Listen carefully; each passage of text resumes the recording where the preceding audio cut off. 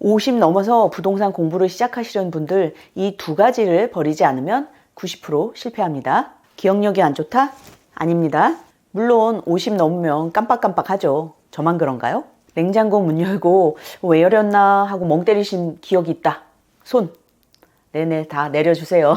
부동산 공부를 할 때 이 깜빡거림이 가장 큰 적이 아닙니다. 진짜 문제는 따로 있습니다. 이 문제를 해결하지 못하면 부동산 공부가 문제가 아니고요. 다른 데에서도 성공할 수 있을 가능성이 적어집니다. 다른 도전도 실패할 가능성이 높아집니다. 대체 무엇이 문제일까요? 바로 고집입니다. 이 사람 틀렸어. 내 방식이 맞아. 이렇게 생각해 보신 적 있으신가요? 고개를 끄덕끄덕 하신 분들 계시네요. 부동산 전문가들이 몇십 년 동안 쌓아온 노하우를 말해도 그거 틀렸어. 이렇게 반박하는 경우가 있는데요. 그런데 여기서 한 가지 질문이 생깁니다. 내가 틀릴 확률이 높을까요? 몇십 년 동안 공부해온 사람들이 틀릴 확률이 높을까요? 이와 관련해서 제가 최근에 겪은 황당한 에피소드를 하나 말씀드릴게요. 제가 얼마 전에 SNS에서 유튜브들 모임이 있다고 해서 나갔다 왔는데요. 제가 벌써 유튜브 5년 차예요. 근데 아직까지 떡상을 못 해가지고 다른 유튜버들은 어떻게 활동하고 있는지 궁금해서 한번 나가봤어요. 각자 자기 영상 틀어놓고 피드백을 해달라고 하더라고요. 근데 너무 처참한 거예요. 저도 잘 못하는데 나보다 다 더 못해. 근데 마침 그분들이 저보고 피드백을 해달라고 하더라고요. 그래서 피드백을 해드렸어요. 거침없는 하이킥처럼 피드백을 해달라고 해서 거침없이 해드렸어요. 근데 돌아온 대답이 뭔지 아세요? 당신 같은 사람이 제일 싫어. 우리는 유튜브 취미로 하는 거니까 유튜브 수익화 다 필요 없고 우리는 그냥 친목 모임이야. 그러니까 당신은 나가줬으면 좋겠어. 이런 말이었어요. 왜 그럴까요? 왜 그들은 그런 말을 했을까요? 바로 고집 때문인 거죠. 고집이 이렇게 무섭습니다. 전문가의 말을 귀담아 듣지 않죠. 그러면 어떻게 될까요? 발전이 없는 거죠. 나도 한 고집한다 이러신 분들 손 들어주세요. 네, 여기저기 다 계시네요. 그런데 이 고집이 단점만 있을까요? 아니죠. 고집도 좋은 방향으로 발전할 수 있습니다. 고집이 있으면요, 뚝심이 되고요. 뚝심이 있으면 절대 흔들리지 않습니다. 흔들리지 않는 에이스 침대처럼요. 자, 여기서 부동산 공부를 실패하는 두 번째 유형을 알아보겠습니다. 고집불통과는 반대 방향에 있는 사람이죠. 네, 맞습니다. 팔랑귀입니다. 누가 이렇게 말하면 오, 그런가? 또 누가 저렇게 말하면 아, 그래? 이러면 어떻게 돼요? 십중팔구 사기당하기 쉽죠. 저도 사기 많이 당했습니다. 왜냐하면 팔랑귀였으니까요. 나중에 기회가 있을 때 제가 사기당한 이야기 해드릴게요. 원래 다른 사람 망한 이야기가 제일 재밌잖아요. 그런데요, 이 팔랑귀가 단점만 있을까요? 아닙니다. 장점도 있죠. 바로 유연하다는 것인데요.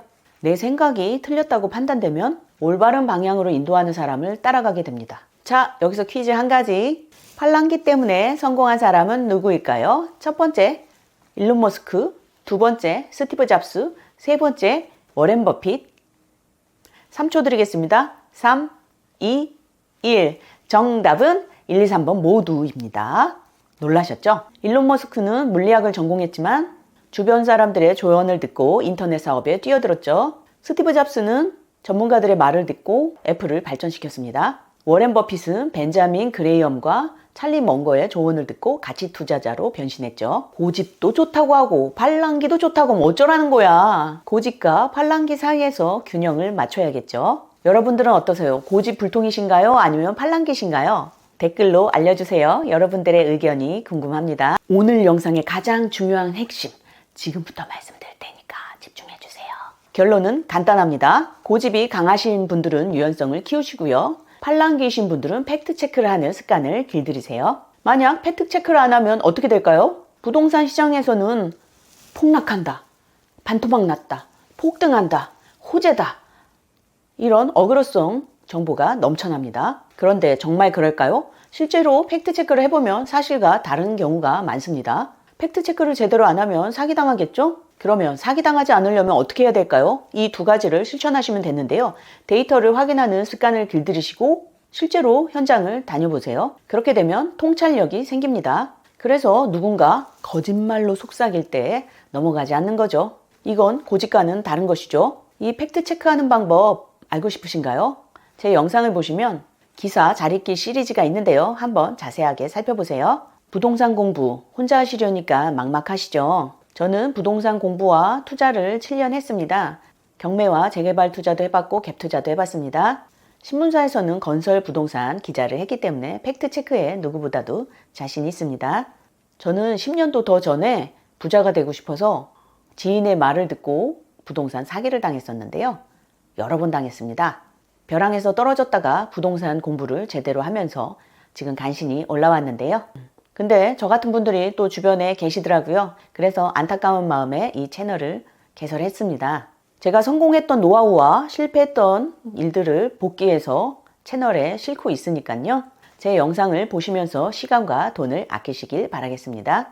이 영상이 도움이 되셨다면 좋아요 한번 꾹 눌러주세요. 제 채널이 작아서 두 번 다시 못 찾아오실 수 있습니다. 구독과 알람 설정 꼭 해주세요. 그럼 다음 영상에서 뵙겠습니다. 감사합니다.